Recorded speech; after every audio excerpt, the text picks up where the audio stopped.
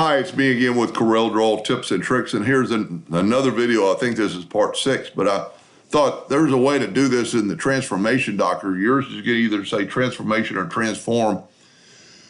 And I've got my setting on my positioning, which is the same thing over here as Object Manager, but it's inside this positioning to the right middle. I'm just gonna make 25 so it won't go off the screen so bad, but you can make as many as you wanted. Our object is 3 inches long and 1 inch tall, so I'm going to make it 1.5 inch nudge to the X side and 0.5 to the Y side, and I get that. So it actually went uphill, but we've got quite a few. And now I'm going to take this and change this to 0 and 3, and I want to make 25 copies. And luckily, that quick, you made that many items that you can do anything with. And like we were talking last night on the video, now you can shrink this thing down to get it to a knife scale. And you might want to do, 50 so you have some more.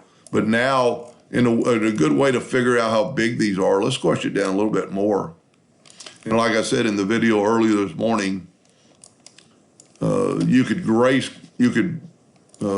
3D all this. And one thing always nice about the Smart Fill tool, it makes a new shape.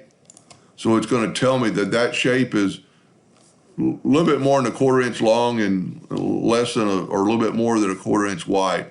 So you could still, imagine it or make this even smaller to get it onto a pistol grip like we did this morning. And like I said, if I would have gone 50, then this would have been a lot wider. And then we'll just let's group this together. And you need to group it together, but I'm not going to go through the part with making it 3D because that's in part of the other videos.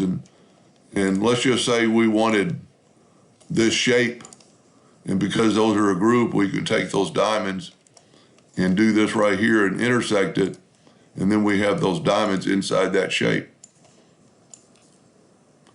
Anyway, so that's a transformation docker and how it could do it. Hope that helped. Thank you.